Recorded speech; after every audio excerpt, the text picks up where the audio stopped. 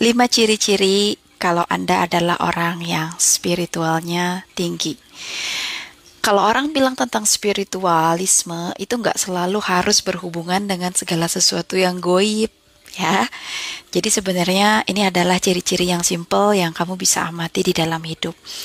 Orang-orang dengan 5 ciri berikut ini tuh orang-orang yang punya spiritual yang tinggi. Nomor satu adalah punya sifat ulas asih terhadap seluruh makhluk hidup.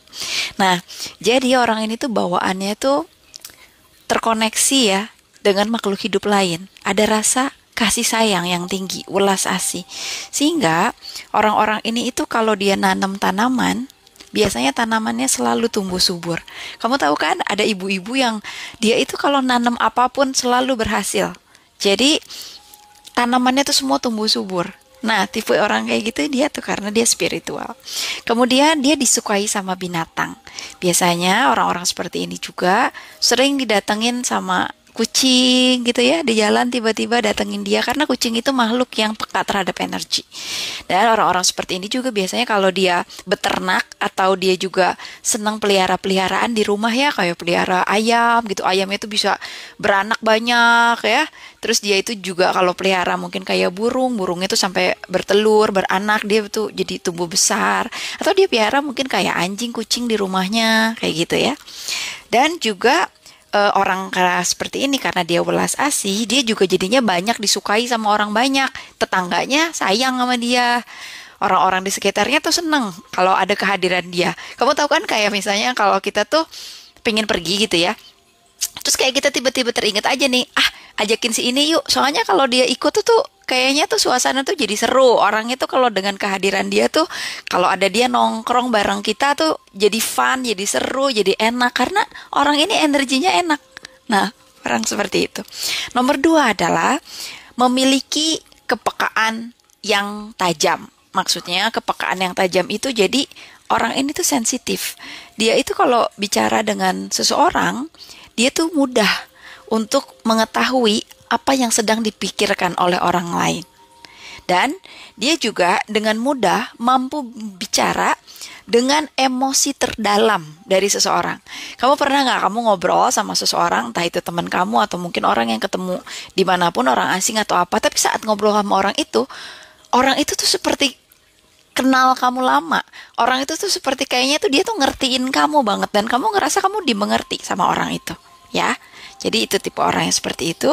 Kemudian nomor tiga adalah memiliki batin dan pikiran yang selalu terkoneksi dengan Tuhannya. Nah, di sini maksudnya memiliki koneksi dengan Tuhan itu bukan berarti Anda harus jago di agama tertentu.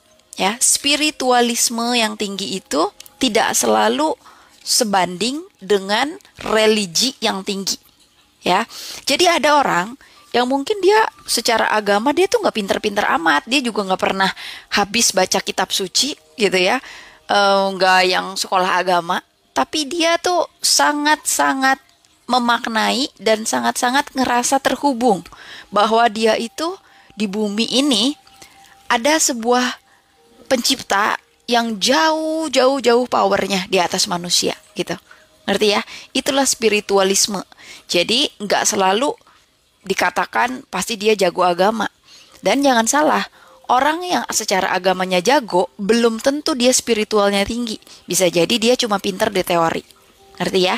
Jadi spiritual yang tinggi itu nggak selalu harus dikotak-kotakan, artinya ada agamanya. Kadang dia ya seperti yang saya bilang secara religi mungkin nggak pinter-pinter amat, tapi secara spiritualismenya batinnya itu selalu terhubung dengan Tuhan, ya. Kemudian karena dia itu batinnya selalu terhubung dengan Tuhan, maka dia itu meyakini bahwa apapun yang terjadi di dalam hidup itu adalah kehendak Tuhan. Nah, karena dia punya mental yang seperti ini, mereka ini menjadi orang-orang yang cenderung lebih ikhlas, lebih legowo terhadap kehidupan. Ikhlas itu bukan berarti pasrah, ya. Ikhlas itu artinya dia itu bisa mengikuti alur kehidupan itu tanpa banyak rasa kebencian. Jadi mudah untuk memaafkan, mudah untuk let go, mudah untuk mengikhlaskan. Bukan berarti pasrah ya, tapi mengikhlaskan. Jadi lebih tenang gitu hidupnya.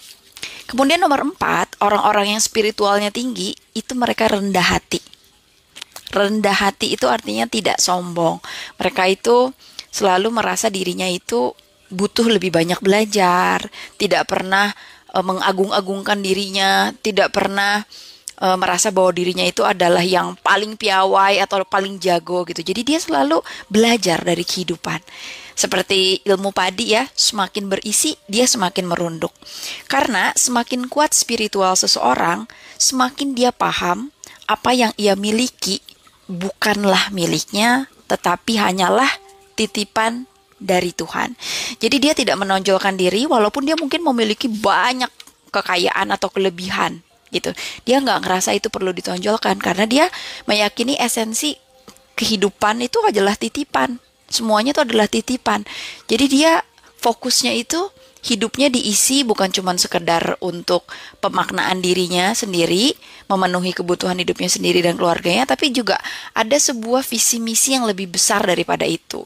Misalnya orang-orang yang seperti ini itu saat udah mencapai target-target tertentu di dalam hidupnya, dia ingin rasa sumbangsih itu terhadap sosial.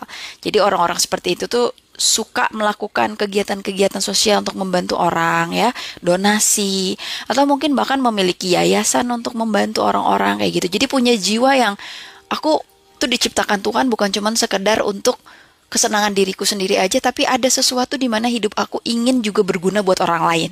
Ya, seperti itu. Dan yang terakhir nomor 5 adalah orang-orang yang spiritualnya tinggi adalah punya kesadaran diri yang tinggi. Nah, jadi karena dia punya kesadaran dan diri yang tinggi, dia itu mawas diri.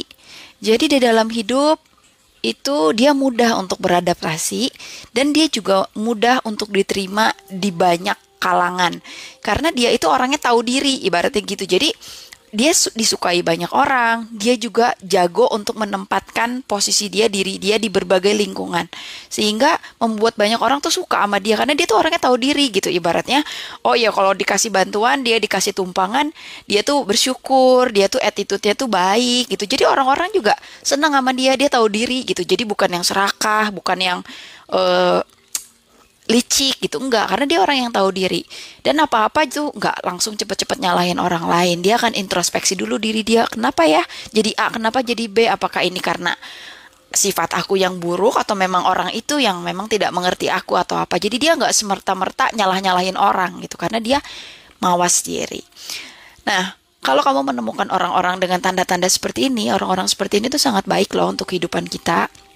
Berada di dekat orang-orang seperti ini memberikan ruang yang membuat kita tuh untuk bisa tumbuh menjadi pribadi yang lebih baik karena orang-orang seperti ini biasanya itu adalah supporter emosional yang baik untuk diri kita gitu. Nah, tapi kalau belum menjadi orang yang seperti ini ya diharapkan setelah kamu nonton video ini kita bisa belajar kualitas-kualitas yang bagus dari orang-orang yang spiritual sehingga kita juga bisa jadi orang-orang yang keberadaannya tuh disenangi ya oleh orang-orang karena energi kita, kata-kata kita, attitude kita itu bikin orang tuh ngerasa ih senang ya berada di dekat dia, dia tuh orangnya positif, energinya baik, kata-katanya membangun gitu ya.